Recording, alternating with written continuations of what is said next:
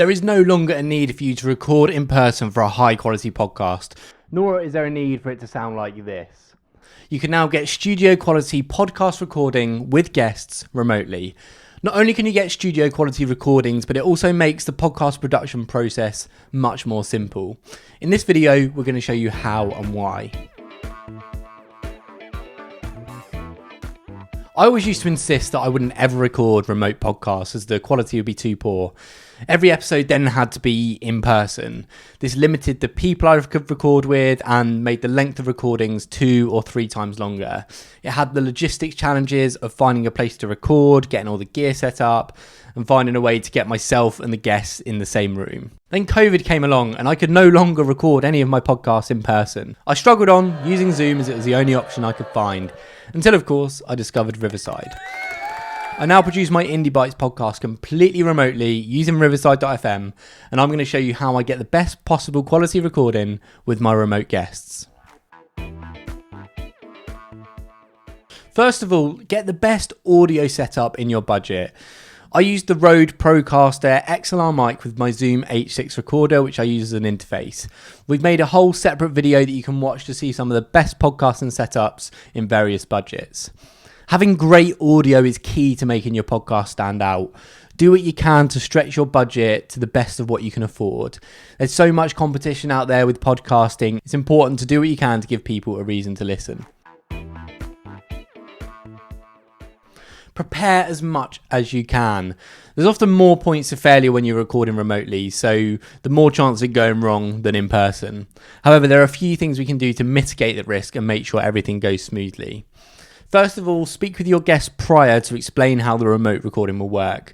I've seen some podcasts create a kind of guidance document which contains all of the information for a seamless remote recording.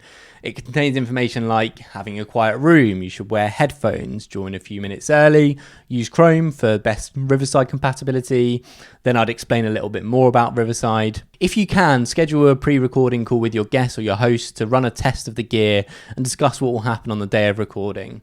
Send them that guidance document and say that you'll be sending over another collaborative document so you can both prepare the content for the episode. If you feel like it, you can use the call to discuss some of that content. As there is less time constraint on recording remotely, it might be a little easier to have access to those high-profile guests for this pre-call. If you don't have any chance of getting this call, then it is essential to have a good prep document for them to read through or to run through on the day of recording. So now you've got to create that collaborative document you can all work on to prep. Use a software like Notion or Google Docs to create this document that multiple people can work on at the same time. In here, add in your research, various links, and add a structure to your episode. This way, when you go into the recording, everyone will be happy with what's going to be covered in the episode.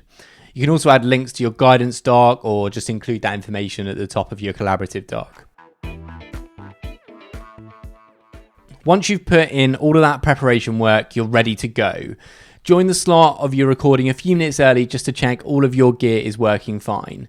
When your guest or co-host joins, press record straight away. I found that sometimes there are some fantastic bits of conversation I can put into the main episode that have come before we've even started. It also means that you shouldn't forget when you actually get recording. I've done this a few times. A little tip, before you start recording, check people are using the right microphone, they're on Chrome, and adjust the levels if required. In the little pre-chat you have before recording, make sure your guest feels comfortable and try and build a little momentum before you start, just so the conversation isn't cold to start with. This could be general small talk, life events, weather, or whatever might get the guests excited. It will make the conversation flow more. Have you seen all the Wall Street Bet stuff? Yeah, I've seen a little bit. I mean, this is like what's gonna happen. 2021 just started, and already so many crazy stuff has happened. Yeah, dude, I've been absolutely obsessed with all of it. Like seeing just the idea of a bunch of Redditors taking down a huge hedge fund. I mean, it shows how easy the markets can be manipulated and how powerful the internet/Reddit can be. Press record and enjoy the show. Have the document you've written up to one side so you can reference it during the recording. Make sure your guest does the same. Don't be afraid to re-record if you're not happy with how it's come out. It might be hard if you've got a high-profile guest, which will be avoided if you've got enough prep, but there's nothing worse than releasing a poor episode. Explain the situation to the guest, say that you weren't on form on the day and would like another chance. The more you record the podcast remotely, the more you'll get used to it and it won't happen very often.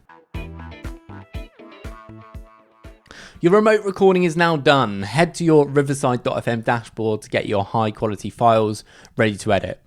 For more videos on editing a podcast, subscribe to the channel. We've got a ton of videos coming soon on that. So that's how you record a remote podcast.